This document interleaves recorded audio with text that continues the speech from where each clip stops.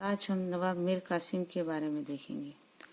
1760 के अंदर अंग्रेजों ने सितंबर 1760 में पुनः आर्थिक सुविधा और धन प्राप्त करने की आशा में नवाब की गद्दी परिवर्तन का उन्होंने साजिश रची बंगाल में, और नवाब मीर जाफर के प्रमुख सेनापति और दामाद मीर कासिम से उन्होंने सितंबर में एक समझौता कर लिया और उसने पुनः अंग्रेजों को सुविधाएं और धन देने का आश्वासन दिया। और इसके बाद अक्टूबर 1760 में वेंसी टार्ड जो है वह सेना सहित मुर्शिदाबाद गया और नवाब के महल को घेर लिया और उसे गद्दी छोड़ने के लिए विवश किया।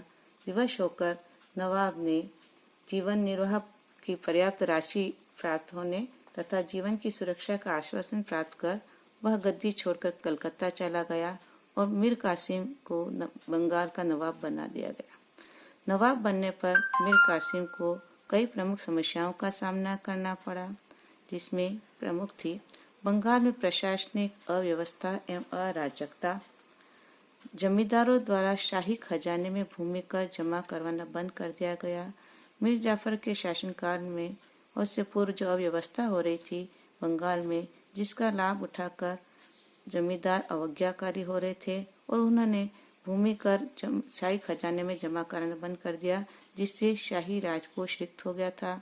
मीर जाफर के समय में भी अंग्रेजों की आर्थिक मांगों को पूरा करने में भी जो है शाही राजकोष रिक्त हो चुका था और राजकोष में पूरा राजस्व भी जमा नहीं हो रहा था। सेना में जो है उनका वेतन भुगतान नहीं किया जा रहा था, जिससे सेना में असंतोष व्याप्त था। और साथ ही मीर कासिम को अंग्रेजों के भावी नियंत्रण की आशंका थी। उसे यह पूरी आशंका थी कि जिस प्रकार मीर जाफर के साथ अंग्रेजों ने जो व्यवहार किया था वह भविष्य में मेरे साथ भी किया जा सकता है, इसलिए वह जो है अपनी स्थिति को भी मजबूत बनाना चाहता था। कालांतर में नवाब मीर कासिम एक योग्य शासक सिद्ध हुआ, जिसने अपनी योग्यता से इन समस्याओं को समाधान करने का प्रयास किया। सबसे पहले उसने सेना के असंतोष को दूर करने का प्रयास किया, जिसमें उसने अपनी सेना में सुशिक्षित नए सैनिकों को भर्ती किया, अपनी सैनिक स्थिति को सुधारा। उसने सैनिकों को समय पर वेतन देना शुरू कर दिया और बकाया वेतन का भुगतान किया, और जो सैनिक नवाब के प्रति स्वामी भक्त प्रतीत नहीं हो रहे थे उन्हें बंगाल से निष्कासित कर दिया। सेना में पूर्ण अनुशासन बनाए रखने का प्रयास किया और अपनी सैनिक स्थिति को उसने सुधारा था। साथ ही उसने सेना को पाश्चात्य ढंग से प्रशिक्षित कर अनुशासित बनाने का प्रयास किया। दूसरा है जमींदारों के विरुद्ध सैनिक कार्रवाई कर उन्हें अपने नियंत्रण में लेना।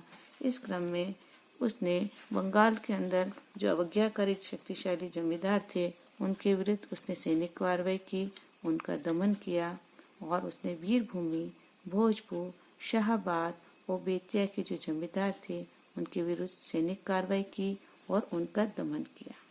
साथ ही उसने अपने आर्थिक संकट से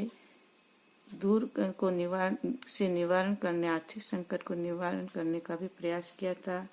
वह एक योग्य प्रशासक सिद्ध हुआ। उसने अपने राजकीय खर्च में कमी की। साथ ही उसने जो धनी व्यक्ति जिन्होंने गबन किया था, भ्रष्टाचार किया था, उनके ऊपर विभिन्न आरोप लगाकर और उनके विरुद्ध कठोर कार्रवाई की और उनका धन जब्त कर लिया। राजस्व विभाग में ईमानदार व्यक्तियों को नियुक्त किया, बेईमान व्यक्तियों की संपत्ति छीन ली। मीर जाफर के समय के उच्चाधिकारियों से अपना हिसाब देने का आदेश दिया और जिन्होंने अनुचित तरीकों से धन हड़पा उनका धन वसूल कर दिया।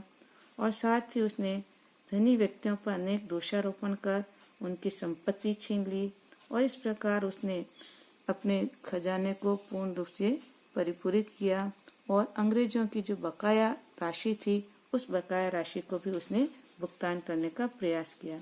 इस प्रकार उसने अपने आर्थिक संकट को दूर करने का प्रयास किया था। धन्यवाद।